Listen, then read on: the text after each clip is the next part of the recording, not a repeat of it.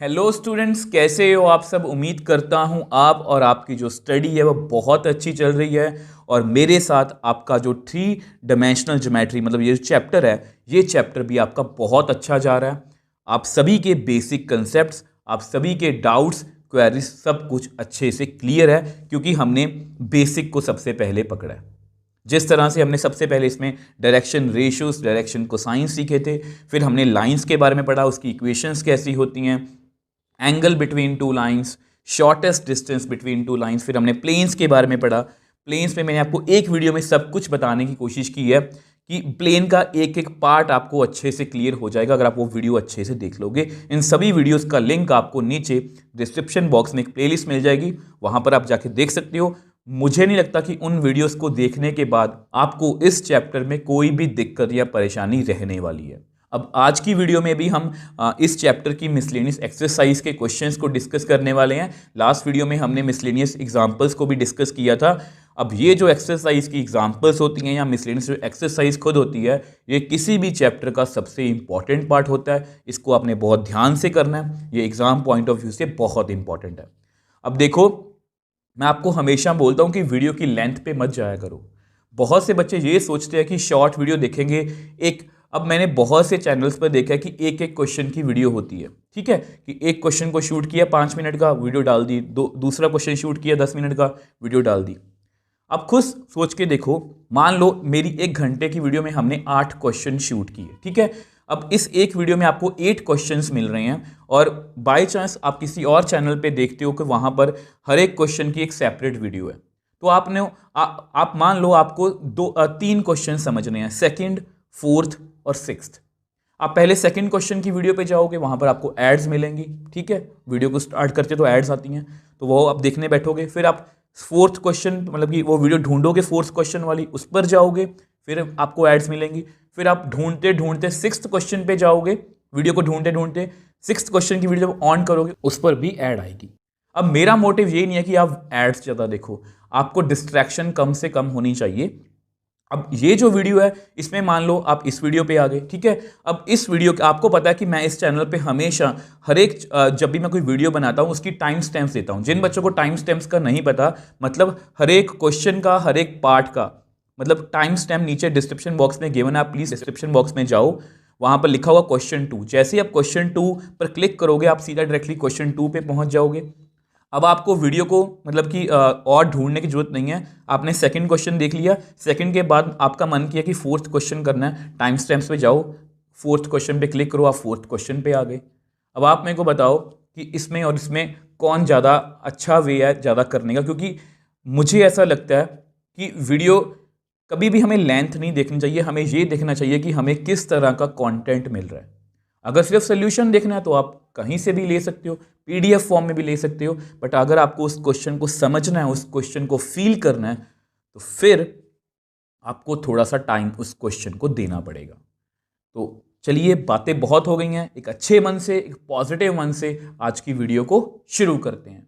तो आज की वीडियो के हमारे फर्स्ट क्वेश्चन की बात करते हैं। Show that the line joining the origin to the point 211 is perpendicular to the line determined by the points 3, 5, -1, 4, 3, -1। तो बेसिकली अगर आप क्वेश्चन को समझो तो यहां पर एक लाइन है जो ओरिजिन से इस पॉइंट पे मीट कर रही है 211 पे। अब यहां पर एक और लाइन है BC, इसके पॉइंट्स कितने हैं 4, 3, -1 और 3, 5, -1। तो बेसिकली हमने इन दोनों लाइंस को परपेंडिकुलर प्रूव करवाना है।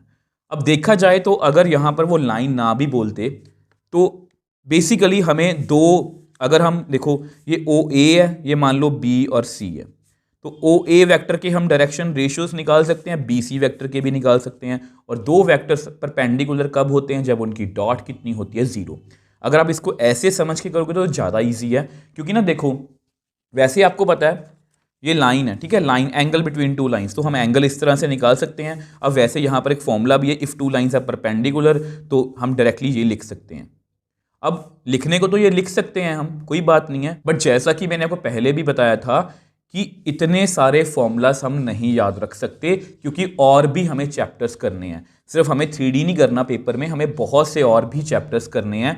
तो इसलिए हम सिर्फ बेसिक फॉर्मूलास याद रखते हैं, ठीक है। जैसे ये वाला मुझे याद है तो मैं यही वाला कुछ इंप्लीमेंट करने की कोशिश करूंगा। अब यहाँ पर जस्ट आपकी नॉलेज के लिए आपको डायग्राम जो है वो बना के दिखा देता हूँ। अब देखो ये जस्ट आपकी नॉलेज के लिए मैंने डायग्राम बनाई है। डायग्राम बनानी कोई भी जरूरी नहीं है, जस्ट आपको थोड़ा सा फील देने के लिए। तो ये एक OA लाइन है, लाइन L1, ठीक है, वो ओरिजिन और A 2 1 1 से मिलके बनी है। और ये BC एक लाइन है 3 5 -1 4 3 -1।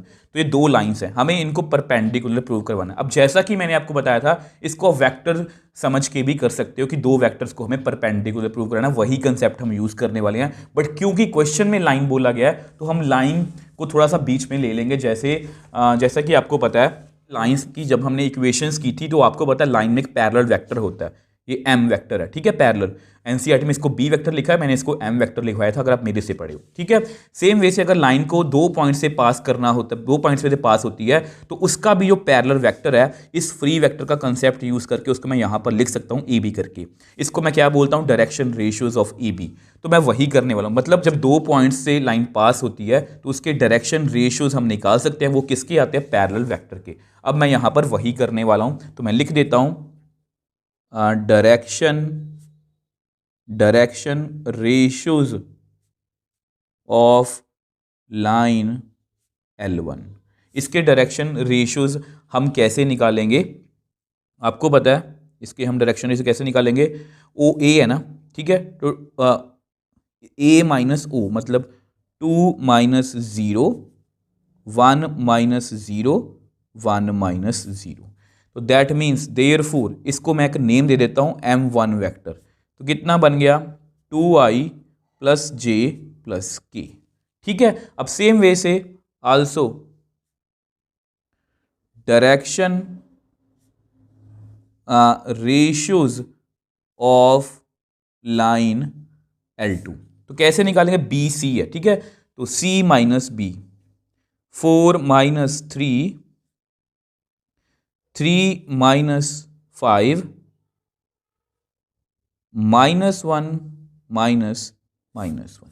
इसको आप एक स्टेप और करना चाहते हो तो कर लो, जैसे यहाँ पर 2 1 1। तो सेम यहाँ पर भी लिख लो, 4 - 3 1 3 - 5 -2, ये +1 बन गया तो 0। तो M2 वेक्टर, तो ये जस्ट लाइंस के हमने एक हिसाब से जो पैरेलल वेक्टर्स हैं वो निकाल लिए, ठीक है।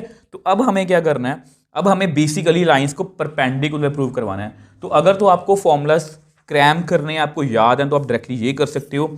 इसकी डॉट, जैसे 2 को 1 से किया, 1 को -2 से किया, 1 को 0 से किया, 0 आएगा मतलब लाइंस क्या है, परपेंडिकुलर। मैं क्या करने वाला हूँ, मैंने आपको वेक्टर का कंसेप्ट बताया कि देखो अब इसको इस तरह से भी कर सकते हो, मैं ये नहीं कह रहा कि ये गलत है, बट मैं आपको उस तरह से करवा रहा हूँ कि आपको पेपर में ये याद रहे। हम इतना कुछ याद नहीं रख सकते, ठीक है। तो हम क्या करने वाले हैं, नाउ M1 डॉट M2, ठीक है, M1 डॉट M2। तो M1 कितना है, 2I + J + K। M2 कितना है, I - 2J + 0K।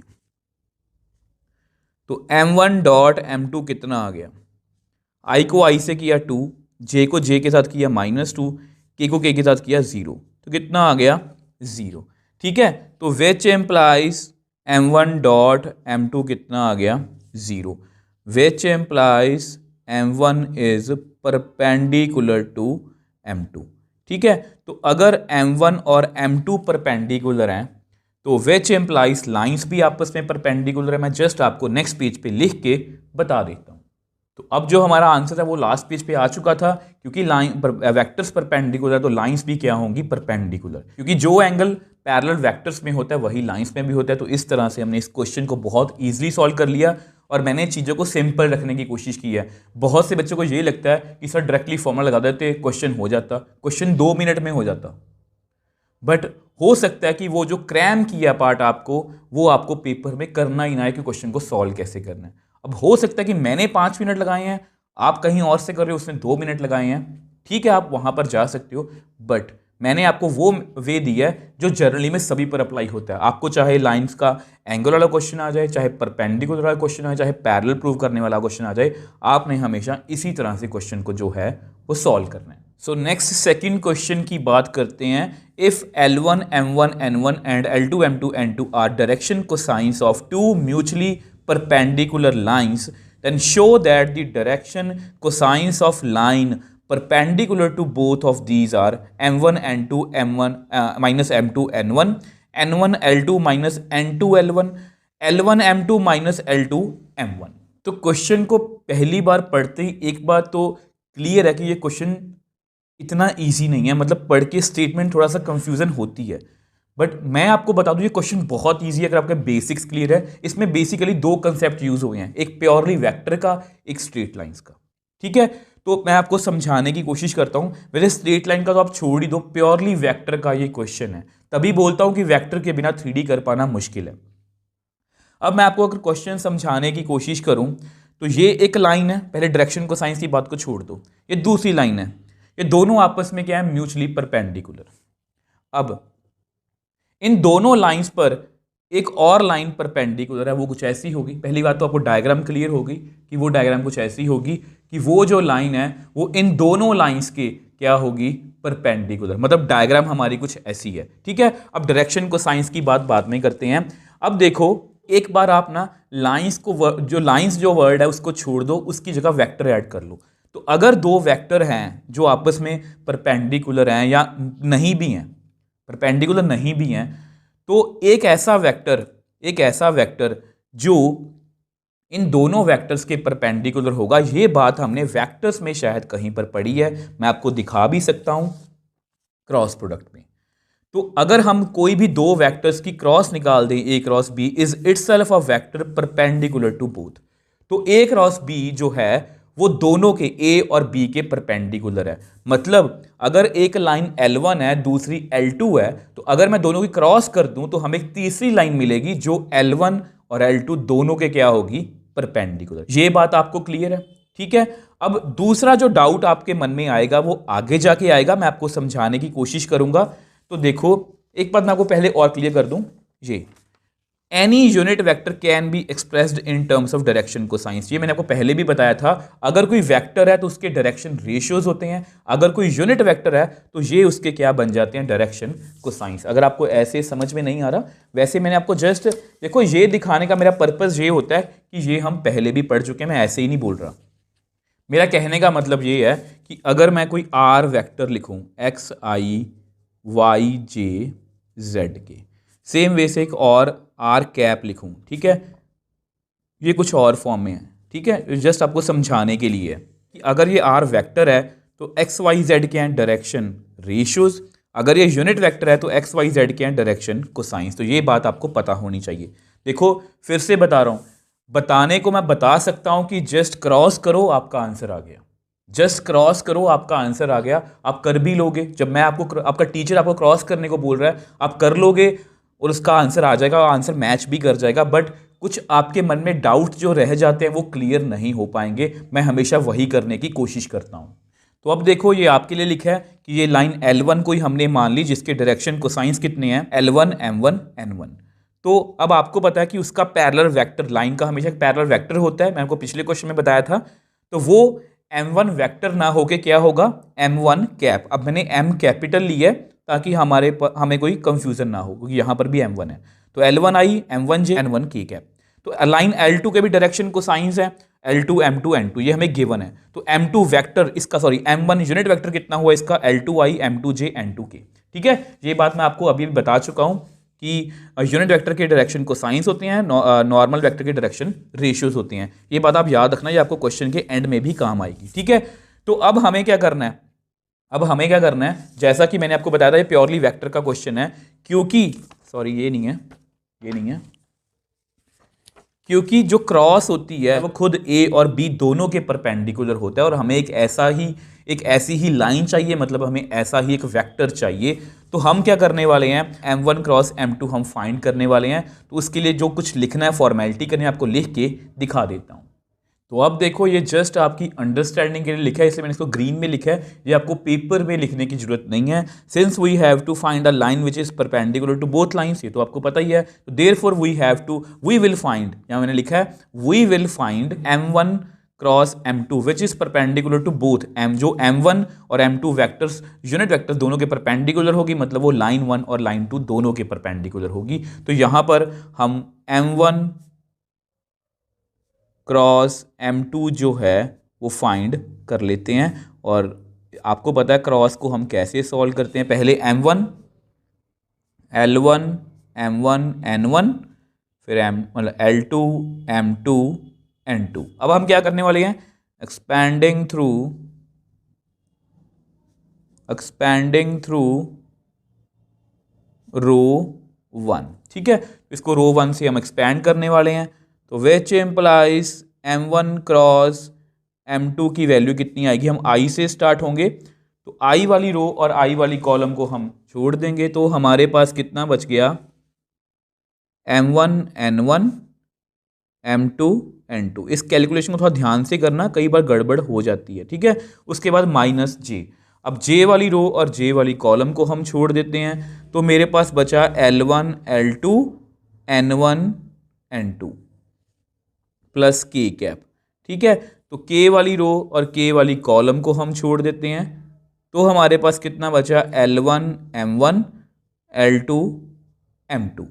अब ऐसा करते हैं, अब जगह थोड़ी सी कम है, इसको हम नेक्स्ट पेज पे जो है वो सॉल्व कर लेते हैं। तो अब देखो हम यहां पर थे, आपको पता left top left top left top, ठीक है, माइनस जो बाकी रह गया, तो करते हैं m1 क्रॉस m2, ठीक है। तो आई क्या, यहां पर कितना आएगा, m1 n2 minus m2 n1 minus j cap L1 n2 minus L2 n1 plus k cap, यहां पर कितना आएगा, L1 m2, ठीक है, माइनस L2 m1। अब आपको दिखने लगा होगा कि इसको इससे ज़्यादा तो हम सॉल्व नहीं कर सकते, हमारा जो आंसर है वो आ चुका है, बट आपके मन में एक डाउट भी रहेगा, वो मैं आपको थोड़ा सा आगे जाके क्लियर करता हूँ। तो इसको थोड़ा सा एग्जैक्टली मैच करने की कोशिश करते हैं, थोड़ा ढंग से लिखते हैं। तो इसको तो बिल्कुल ठीक लिखा है हमने, m1 n2 minus m2 n1। आप चेक कर सकते हो हमारे फर्स्ट ऑप्शन से ये मैच, मतलब फर्स्ट जो है हमारा डायरेक्शन को साइंस से मैच कर रहा है।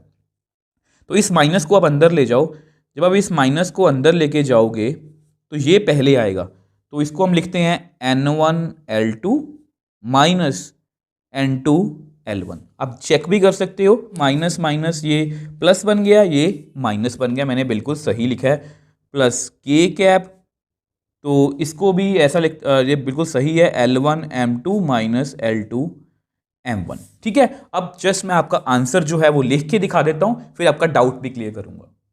अब देखो जैसा कि मैंने आपको बताया कि आपका जो आंसर है वो आ चुका है कि m1 क्रॉस m2 की वैल्यू कितनी आई है, m1 n2 minus m2 n1, मतलब ये इसके क्या है, डायरेक्शन कोसाइंस। तो हमने ये सपोज कर लिया कि ये लाइन 3 के डायरेक्शन कोसाइंस हैं, जो लाइन L1 और L2 दोनों के परपेंडिकुलर, मैंने आपको लिख के भी दिखा दिया। m1 क्रॉस m2 का मतलब क्या है, लाइन 3 जो परपेंडिकुलर है m1 के, मतलब लाइन L1 के, जो परपेंडिकुलर है m2 के भी, मतलब लाइन 2 के। तो हमने एक ऐसी लाइन के डायरेक्शन कोसाइंस ढूंढ लिए, हमने एक ऐसी लाइन के डायरेक्शन कोसाइंस ढूंढ लिए जो L1 और L2 दोनों के क्या है, परपेंडिकुलर। अब आपके मन में डाउट मैंने यहाँ पर लिखा हुआ है, फिर से बोल रहा हूँ, ये जस्ट आपके नोट्स के लिए है, इसको आप कंप्लीटली स्किप कर सकते हो। और अब ये भी आपको बता दूँ, किसी बच्चे ने क्रैमिंग करके क्रॉस कर दी, उसका आंसर मैच कर जाएगा, वो आगे चला जाएगा कि इसका आंसर आ चुका है। बट बहुत से बच्चों को तो पता ही नहीं होगा कि ये इसका आंसर आ गया और इसमें डाउट क्या है। बहुत से बच्चों को ये पता ही नहीं रहता कि डाउट क्या है, क्योंकि वो बेसिक्स को अच्छे से नहीं करते। बट मैंने आपको आज की वीडियो में ही बताया था कि ध्यान रखना एक बात का, अगर कोई वेक्टर होता है तो उसके डायरेक्शन रेशियोज होते हैं, अगर कोई यूनिट वेक्टर होता है तो उसके डायरेक्शन कोसाइंस होते हैं। अब नॉर्मली हम जब भी क्रॉस करते हैं तो हमें एक वेक्टर मिलता है, जब भी हम क्रॉस करते हैं तो हमें एक वेक्टर मिलता है। तो जो वेक्टर मिलता है, तो जो ए और बी दोनों के परपेंडिकुलर है, तो ये डायरेक्शन रेशियोज होने चाहिए थे, ये डायरेक्शन रेशियोज होने चाहिए थे। डायरेक्शन कोसाइंस कैसे बन गए? अब आपके मन में भी बात आई होगी कि यस सर, हाँ ये तो बात तो है, ये डायरेक्शन रेशियोज होने चाहिए थे, ये डायरेक्शन कोसाइंस कैसे बन गए। अब मैं आपको वो एक्सप्लेन करने की कोशिश करता हूँ। तो अब देखो, आपका हर एक डाउट क्लियर करने के लिए मैंने अब बताया ना आपको कि आपका आंसर जो है वो यहाँ पर आ चुका है, ये डायरेक्शन कोसाइंस है। बट डाउट क्या था कि why these are direction cosines, why these are not direction ratios. ये डायरेक्शन रेशियोज क्यों नहीं है, डायरेक्शन कोसाइंस कैसे हो गए। ठीक है, तो अब मैंने यहाँ पर लिखा है whenever we cross two mutually perpendicular unit vectors we always got a unit vector. तो आज के बाद आप ये बात याद रखोगे, वैसे हमें वेक्टर्स में भी पता होती है। देखो बहुत सी बातें ऐसी होती हैं जो हम नॉर्मली करते हैं, आप देख भी लो, हमने वेक्टर्स में किया हुआ आई क्रॉस जे के होता है, जे क्रॉस के आई होता है, किया हुआ है। बट कई बार उसको कहने का जब ढंग बदल जाता है तो हमें वो पता नहीं रहता कि हम ये पढ़ चुके हैं या नहीं पढ़ चुके। तो जब भी हम आई क्रॉस जे करेंगे, आपको पता है ये मैग्नीट्यूड यूनिट वेक्टर का मैग्नीट्यूड कितना होता है, 1 sin 91 के कैप। के कैप क्या होता है, जो आई और जे दोनों के क्या है, परपेंडिकुलर। ठीक है, तो मतलब अब देखो यहाँ पर परपेंडिकुलर होना जरूरी है, तभी हमारी लाइंस यहाँ पर जो हमारी लाइंस थी L1 एंड L2, मैं यहाँ पर लिख भी देता हूँ, because L1 perpendicular to L2, क्योंकि लाइन L1 L2 के परपेंडिकुलर थी। अगर ये परपेंडिकुलर ना होती तब हम इसको डायरेक्शन कोसाइंस नहीं बोल सकते। अब मैं आपको इतना क्यों समझा रहा हूं, क्योंकि ये क्वेश्चन आपको घुमा फिरा के भी पूछा जा सकता है। हो सकता है कि आपको सेम ऐसा क्वेश्चन आ जाए, वहां पर वो एक लाइन चेंज कर दें कि लाइंस L1 और L2 आपस में परपेंडिकुलर नहीं है, और दूसरी बात वो डायरेक्शन कोसाइंस की जगह डायरेक्शन रेशियोज दे दें, तब ये वाले क्या होंगे, हमारे डायरेक्शन रेशियोज। ठीक है, अगर आप कोई भी दो unit vectors co dot across करोगे तो हमें क्या मिलेगा, हमेशा एक यूनिट वेक्टर मिलेगा। तो इसलिए ये जो था M1 क्रॉस M2, ये हमें क्या था, क्या मिला था, यूनिट वेक्टर ही मिला था। अब क्योंकि ये यूनिट वेक्टर है, तो इसके ये जो कोऑर्डिनेट्स हैं ये क्या है, डायरेक्शन कोसाइंस। आई होप आपको ये समझ में आया होगा, क्योंकि लाइन L1 और L2 दोनों परपेंडिकुलर थी, तो M1 और M2 भी परपेंडिकुलर थे, तो उनका जब क्रॉस करेंगे तो हमें एक यूनिट वेक्टर ही मिलेगा। आई होप आपको अच्छे से ये समझ में आया होगा। मैंने आपका हर एक डाउट सब कुछ क्लियर करने की कोशिश की है। लाइन L1 दी हुई है, N1 दी हुई, L2 दी हुई है, दोनों के डायरेक्शन को साइंस गिवन है, लाइंस परपेंडिकुलर हैं। तो हमें एक तीसरी लाइन ढूंढनी थी, जो दोनों के क्या हो, परपेंडिकुलर। इसलिए मैंने क्रॉस की हेल्प ली, मैंने क्रॉस किया। तो यहाँ पर डाउट ये था कि सर ये डायरेक्शन रेशियोज क्यों नहीं है, डायरेक्शन को साइंस क्यों नहीं, उनकी डायरेक्शन को साइंस क्यों है। तो वो मैंने आपको यहाँ पर समझाने की कोशिश की है कि जब भी हम दो यूनिट वेक्टर्स को क्रॉस करते हैं तो हमें एक यूनिट वेक्टर ही मिलता है।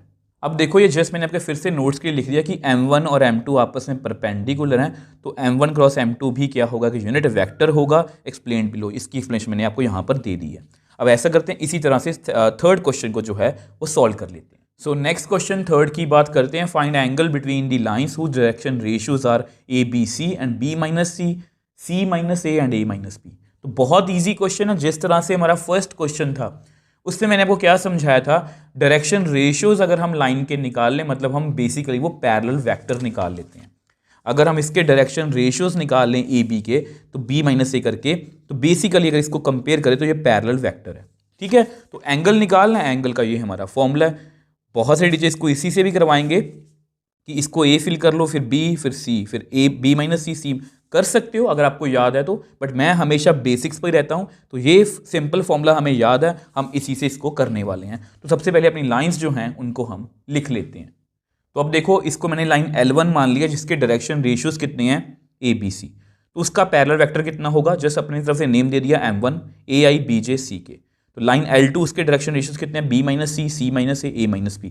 उसका भी मैंने उसको नेम दे दिया B-C I cap, C-A J cap, A-B K cap. तो अब आपको पता है कि एंगल बिटवीन टू लाइंस, तो ये फॉर्मूला है, तो ये मैंने आपको लिख के दिखा दिया। ठीक है, तो सबसे पहले हम क्या करने वाले हैं, नाउ M1 डॉट M2, मैं पहले ही बता रहा हूं, आप इसको डायरेक्टली कार्टेशियन फॉर्म से भी कर सकते हो, इस तरह से।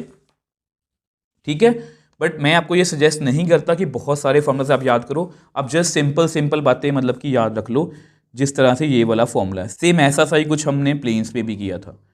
M1 वेक्टर लिख लिया, तो M2 वेक्टर लिख लेते हैं, B-C I, C-A J, A-B K cap. इनको डॉट करना है, तो विच एम्प्लाइज, पहले डॉट कर लेंगे फिर दोनों के मैग्नीट्यूड्स निकाल लेंगे। तो इसको आई को आई के साथ करेंगे तो ए बी माइनस सी, जे को जे के साथ तो बी सी माइनस ए, के को के साथ तो सी ए माइनस बी। मुझे लगता है कि आपका आंसर यहीं पर आ जाएगा, आपको ज़्यादा कुछ करना ही नहीं पड़ेगा। तो ये कितना बन गया, A B minus A C plus B C minus A B plus A C minus B C. तो ये तो सभी आपस में कैंसिल आउट हो रहे हैं, A B minus A C plus A C minus plus B C minus B C. तो इसका मतलब क्या हुआ, ये डॉट ज़ीरो आ गई। इसका मतलब क्या हुआ कि ये दोनों वेक्टर्स आपस में क्या है, परपेंडिकुलर। इसका मतलब क्या हुआ कि लाइंस आपस में क्या है, परपेंडिकुलर। इसका क्या मतलब हुआ कि एंगल कितना है, 90। अब मैं जस्ट आपको लिख के दिखा देता हूँ। तो अब देखो, जस्ट मैंने आपको लिख के दिखाया कि angle between M1 and M2 means angle between, जो मतलब कि पैरेलल वेक्टर्स में एंगल है वही लाइंस में एंगल है। हमने हमेशा से यही सीखा है, तभी हमारा फॉर्मूला भी ये है। तो अगर M1 और M2 आपस में परपेंडिकुलर हैं तो लाइन L1 और L2 भी आपस में परपेंडिकुलर है, मतलब वो 90 है। एंगल कितना है, 90। तो हमने बहुत इजीली फाइंड कर लिया। ये डायरेक्शन रेशियो था, मतलब M1 लिख लिया, M2 लिख लिया। अब क्योंकि डॉट जीरो हो गई दो वेक्टर्स की, तो मतलब वो दोनों वेक्टर्स क्या हैं, परपेंडिकुलर। तो इस बेसिक कंसेप्ट से हमने इस क्वेश्चन को भी बहुत इजीली सॉल्व कर लिया। सो नेक्स्ट क्वेश्चन, फोर्थ की बात करते हैं। अब ये क्वेश्चन बहुत बेसिक है, अगर आपको बेसिक्स क्लियर है, बहुत अच्छा क्वेश्चन है। आपको मतलब कि इसका आंसर ना मैं डायरेक्टली भी बता सकता हूँ। आप में से भी जिन बच्चों के बेसिक्स अच्छे से क्लियर हैं, आप डायरेक्टली बता सकते हो। तो find equation of line parallel to X axis and passing through origin. तो देखो, थोड़ा सा मैं आपको डायग्राम समझाने की कोशिश करता हूँ रफ में। ये आपकी वाई एक्सिस है, ये जेड, ये एक्स एक्सिस, ठीक है। तो एक्स एक्सिस के पैरेलल ये भी लाइन एक्स एक्सिस के पैरेलल है, ये भी, ये भी, ये भी, ये भी, ये भी। अब इन सारी लाइंस में से, वैसे तो इनफाइनाइट लाइंस हैं, अगर आप देखो यहाँ पर मैंने 6 लाइंस ड्रॉ की हैं, इन सारी लाइंस में से कौन सी लाइन है जो ओरिजिन में से पास हो रही है, तो वो तो ये वाली है। यही लाइन ओरिजिन से पास हो रही है, क्योंकि ओरिजिन हमारा यहाँ पर है। तो अगर ये वाली लाइन पास हो रही है तो बेसिकली वो एक्स एक्सिस की इक्वेशन लिखने को हमें बोल रहे हैं। बेसिकली वो हमें एक्स एक्सिस की इक्वेशन लिखने को बोल रहे हैं। तो सबसे पहले मैं आपको डायग्राम जो है वो यहाँ पर आपके नोट्स के लिए बना के दिखा देता हूँ। तो अब देखो, ये आपकी डायग्राम है, ठीक है। तो ये वाई एक्सिस है, ये जेड, ये एक्स एक्सिस। तो जिस तरह से मैंने आपको समझाया था कि एक्स एक्सिस के पैरेलल बहुत सारी लाइंस हैं, मैंने यहाँ पर लिखा भी है, we have drawn so many lines parallel to X axis, but a line which is also passes through origin is one and only one, x axis itself, line L1। तो जो ओरिजिन से भी पास हो और एक्स एक्सिस के parallel भी हो, वो एक ही लाइन है, L1, मतलब एक्स एक्सिस खुद, ठीक है। ये सिर्फ आपके नोट्स के लिए, ये आपको पेपर में नहीं लिख के दिखाना। अब इसके बाद बात होती है कि इक्वेशन कैसे लिखेंगे। अब इक्वेशन लिखने के लिए हमारे पास ये दो तरीके हैं, या तो हमारी लाइन 2 पॉइंट से पास हो रही हो, या एक पॉइंट और एक parallel vector. Parallel vector basically करता क्या है, हमें डायरेक्शन बताता है। अगर आपको बेसिक याद है, अगर आपको लाइंस का बेसिक याद है, तो आपको पता है ये जो पैरेलल वेक्टर होता है ना, इसको हम जानते हैं। बेसिकली पैरेलल वेक्टर का काम क्या होता है कि वो देख पाए कि वो लाइन जो है वो एक्स एक्सिस, वाई एक्सिस और जेड एक्सिस के साथ कितना एंगल बना रही है। जो एंगल इसका होगा वही लाइन का होगा। तो बेसिकली पैरेलल वेक्टर हमें डायरेक्शन बताता है। तो मैं यहाँ पर वही बात लिखने की कोशिश कर रहा हूँ। सिंस मतलब हमारी जो इक्वेशन है ना, वो हम यहाँ से लिखेंगे, इस वाले से नहीं, इस वाले से लिख सकते हैं। So since line L1 passes through origin, therefore fixed point हमारा कितना हो गया, आपको पता है इस इक्वेशन में एक फिक्स्ड पॉइंट होता है, इस इक्वेशन में एक फिक्स्ड पॉइंट होता है, एक पैरेलल वेक्टर, एक फिक्स्ड पॉइंट होता है, एक पैरेलल वेक्टर। अब जिस तरह से मर्जी इक्वेशन जो है वो लिख सकते हो। अब देखो, अब यहाँ पर हमारा काम क्या रह गया, हमारा पैरेलल वेक्टर निकालने का। अब आपको पता है एक्स एक्सिस की डायरेक्शन में एक यूनिट वेक्टर होता है, कौन सा, आई कैप। वाई एक्सिस की डायरेक्शन में जे कैप, जेड एक्सिस की डायरेक्शन में के कैप। तो वही यूनिट वेक्टर हमारा पैरेलल वेक्टर का काम करने वाला है। अब मैं आपको लिख के दिखा देता हूँ। तो अब देखो, मैंने वही लिखा है, ये आपका आई कैप है। आपको पता है ना ये आई कैप होता है। अगर आपको लिखना चाहते हो तो ये भी लिख लो कि ये जे कैप होता है और ये के कैप,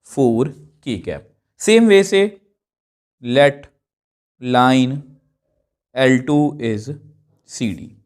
तो direction ratios of line CD, ठीक है, ये कितना आएगा, CD के direction ratio D minus C, 2 minus 4, 9 minus 3, 2 minus 6। तो देयरफॉर M2 वेक्टर कितना आ गया, ये कितना बना, 6i 6j प्लस 8 की कैप। अब आपको पता है एंगल का फॉर्मूला जो है वो मैं आपको लिख के दिखा देता हूं। तो अब देखो ये हमारा एंगल निकालने का फॉर्मूला है। तो सबसे पहले लेट m1 डॉट m2 वही निकाल लेते हैं, ठीक है। सबसे पहले हम डॉट ही करेंगे, यहाँ पर थोड़ा सा सेपरेट कर देता हूँ इसको। तो डॉट कैसे करेंगे, m1 कितना है हमारा 3i प्लस 3j प्लस 4 के कैप डॉट 6i 6j 8 के कैप। तो which implies m1 dot m2, 3 को 6 से किया 18, 3 को 6 से किया 18, 4 को 8 से किया 32। तो ये कितना आ गया 68 आ गया, ठीक है। अब यहाँ पर अगर मैं आपको शॉर्टकट बताना चाहूँ, आपको लगता है ना, देखो यहाँ पर मुझे क्लियरली पता है कि इन दोनों के डायरेक्शन रेशियोज क्या हैं, प्रोपोर्शनल हैं। अगर आप इस फॉर्मूलाज की ओर देखोगे ना, इस फॉर्मूला को, तो मतलब हमारा एंगल कितना आएगा, 0 आएगा। 3/6, 3/6, 4/8 तीनों 1/2 की इक्वल है। मैं आपको देखते ही बता सकता हूँ कि हाँ लाइंस क्या हैं, पैरेलल हैं, उनके बीच में एंगल कितना है, 0। बट फिर भी हम हमेशा हमारे दिमाग में ये बात नहीं आती, हमें अपना बेसिक पर ही अब काम करना है। बेसिक अगर आपका स्ट्रांग होगा तो आप इस तरह से भी क्वेश्चन को सॉल्व जो है वो कर सकते हो। नाउ अब m1 का मैग्नीट्यूड भी निकाल लेते हैं। सेम क्वेश्चन हमने प्लेन्स में भी किए हैं। i के कॉफिशिएंट का स्क्वायर, j के कॉफिशिएंट का स्क्वायर, k के कॉफिशिएंट का स्क्वायर अंडर रूट। तो 9 + 9 + 16 तो कितना आ गया, √34। आल्सो m2 का मैग्नीट्यूड, i के कॉफिशिएंट का स्क्वायर, j के कॉफिशिएंट का स्क्वायर, k के कॉफिशिएंट का स्क्वायर अंडर रूट। तो 36, 36, 64। तो यहां पर कितना आ गया, ये 100, 136। थोड़ा सा इसको सॉल्व करते हैं ताकि हमारा जो आंसर है वो इजीली आ पाए। 136 को मैं लिख सकता हूं 66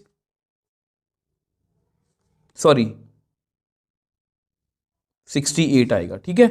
यहां पर 34, अब 34 यहां पर भी इसको छोड़ देते हैं, तो इसको हम ऐसे लिख लेते हैं,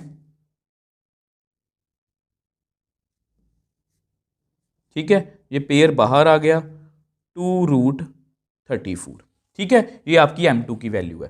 तो विच एम्प्लाइज cos थीटा कितना आ गया अब हमारा, m1 dot m2 68, m1 magnitude √34, 2√34 उसका मॉडुलस। तो 68 2 √34 34, ठीक है। वैसे मॉडुलस डालना है तो डाल दो, नहीं डालना तो मत डालो, ये पॉजिटिव नंबर ही हैं। तो ये बेसिकली कितना आ गया 68/68, और ये कट हो गया, ये कट हो गया। तो which implies theta is equal to cos inverse 1, which implies theta कितना आ गया 0 डिग्री। तो ये हमने एंगल जो है वो निकाल लिया। तो अब देखो ये जस्ट आपके लिखा कि लाइंस पैरेलल हैं। तो देखो मैंने ए बी लाइन निकाल ली, डायरेक्शन रेशियोज निकाल लिए, उसका वेक्टर सी डी निकाल ली, ठीक है। जो भी वो बोलते मैंने वही किया। ये एंगल का फॉर्मूला, बेसिक सा फॉर्मूला, डॉट की, मैग्नीट्यूड किया, वैल्यू फिल की, और अल्टीमेटली हमारे पास हमारा आंसर आ गया। मैंने आपको शॉर्टकट भी बताया कि अब इसके डायरेक्शन रेशियोज भी प्रोपोर्शनल हैं, तो मतलब हमारी जो लाइंस हैं वो पैरेलल हैं। अगर इनकी डॉट 0 होती तो हम कहते हैं कि हमारी लाइंस क्या हैं, परपेंडिकुलर। बट आपको बेसिक कभी भी छोड़ना नहीं चाहिए शॉर्टकट के पीछे। आई होप आपको ये क्वेश्चन अच्छे से समझ में आया होगा। सो नेक्स्ट क्वेश्चन 6th की बात करते हैं। If the lines x minus 1 by minus 3, y minus 2 by 2k, z minus 3 by 2, x minus 1 by 3k, y minus 1 by 1, z minus 6 by minus 5 are perpendicular, then find the value of k। अब ऐसा ही same question हम पहले भी कर चुके हैं, exercise 11.2 12th question. अब please वहां पर जाके देख के आना, बहुत अच्छा क्वेश्चन है एग्जाम पॉइंट ऑफ व्यू से, ये बहुत इंपॉर्टेंट क्वेश्चन है स्ट्रेट लाइंस के अंदर। तो बेसिकली हमें दो लाइंस परपेंडिकुलर दी गई हैं, तो आपको पता है मैंने आपको पहले भी बताया था कि लाइंस परपेंडिकुलर है तो आप ये वाला फॉर्मूला जो है वो लगा सकते हो, डायरेक्शन रेशियोज की प्रोडक्ट का सम 0 है। अगर आपको ये फॉर्मूला, जैसे कि मैं आपको हमेशा बोलता हूँ कि बेसिक्स पर रहा करो, आप जस्ट इनके पैरेलल वेक्टर निकाल लो और उनके डॉट कर दो, क्योंकि अगर लाइंस पैरेलल परपेंडिकुलर है तो उनकी m1 m2 वेक्टर भी क्या होंगे, परपेंडिकुलर, डॉट कितनी होगी 0। तो वहां से हम अपना आंसर जो है वो निकाल सकते हैं। अब आपको पता है सबसे पहले इसको हम क्या लिखेंगे, स्टैंडर्ड फॉर्म में। ये भी मैंने आपको बेसिक्स वाली वीडियो में बताया था कि हम इस तरह के किसी भी क्वेश्चन को, जहां पर मैंने आपको 4 डिफरेंट प्रॉब्लम्स दी थी कि किस किस तरह से हम स्टैंडर्ड फॉर्म में लिखेंगे, क्योंकि ये बहुत इंपॉर्टेंट पार्ट है, बहुत से बच्चे इसको मिस करते हैं। तो सबसे पहले स्टैंडर्ड फॉर्म में लिखने की कोशिश करेंगे, तो x माइनस 1 बाय माइनस 3 ये बिल्कुल सही है। उसके बाद y माइनस 2 बाय 2k ये भी बिल्कुल सही है। z माइनस 3 बाय 2 ये भी बिल्कुल सही है।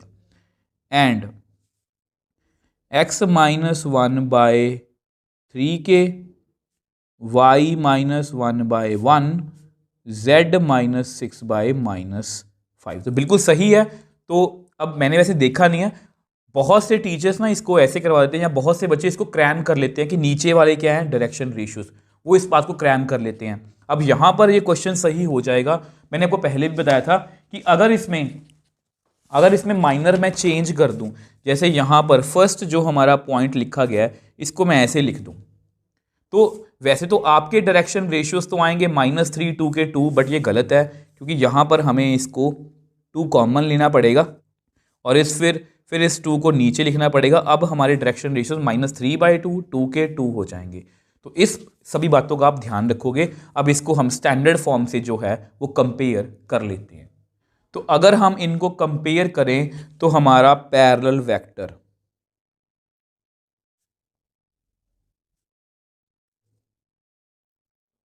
m1 दैट इज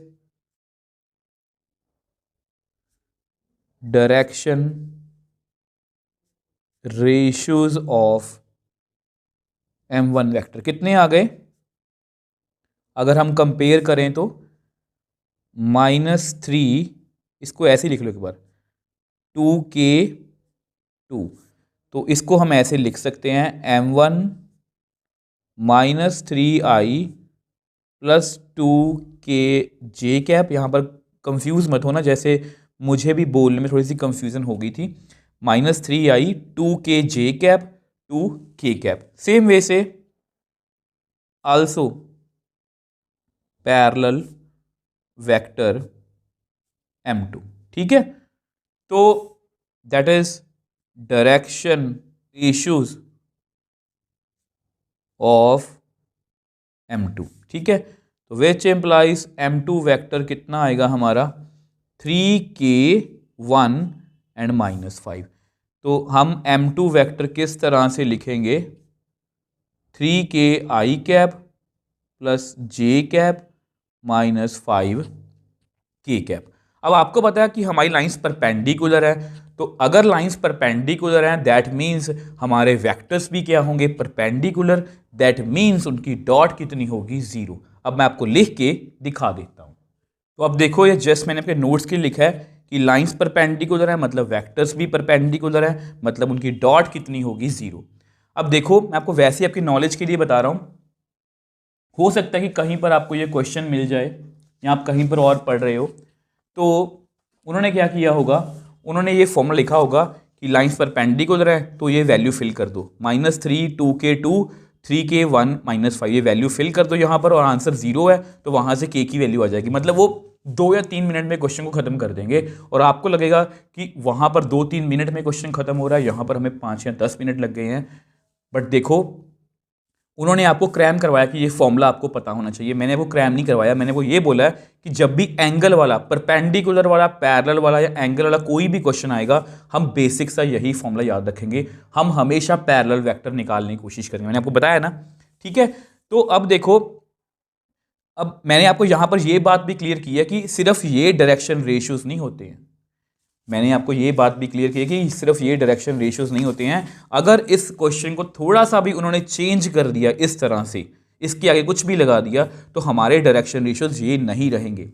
और अगर आप इस तरह से क्रैम करके क्वेश्चन को करोगे तो आप एक आदत बना लोगे कि नीचे वाले डायरेक्शन रेशियोज, और बहुत से बच्चों के मन में ये डाउट भी होगा कि नीचे वाले डायरेक्शन रेशियोज हैं, बट ये गलत है जब तक हम उसको स्टैंडर्ड फॉर्म में ना लिखें। ये वाले डायरेक्शन रेशियोज हैं। तो इस बात का, इन सब बातों का आप ध्यान रखा करो। सिर्फ ये मत देखो कि वो 2 मिनट का या 5 मिनट का, ये देखो कि आप इस जैसे किसी भी और क्वेश्चन को सॉल्व कर सकते हो। और जो 2 मिनट में क्रैम करके क्वेश्चन को गया है ना, वो इसमें मैं थोड़ा सा भी चेंज करूंगा ना, वो क्वेश्चन को सॉल्व नहीं कर पाएगा।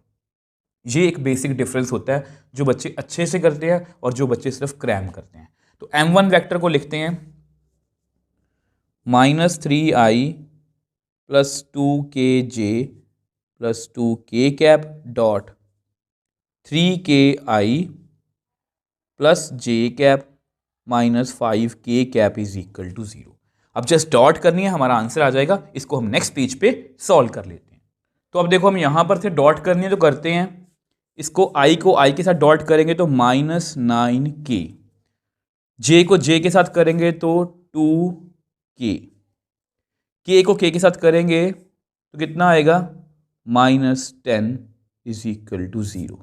कितना आ गया -7k -10 -2k plus -9k + 2k -7k is -10 is equal to 0, -7k is equal to 10। तो k कितना आ गया -10/7। अब ये जो हमारा आंसर है ये परफेक्टली एनसीईआरटी से मैच भी कर रहा है। अब देखो स्टूडेंट्स, बहुत इजीली क्वेश्चन सॉल्व कर लिया। हम अपने बेसिक फंडे पर रहे, हमने किसी को क्रैम नहीं किया। हमने हमेशा की तरह लाइंस को स्टैंडर्ड फॉर्म में लिखा, वहां से मैंने पैरेलल वेक्टर लिख लिए।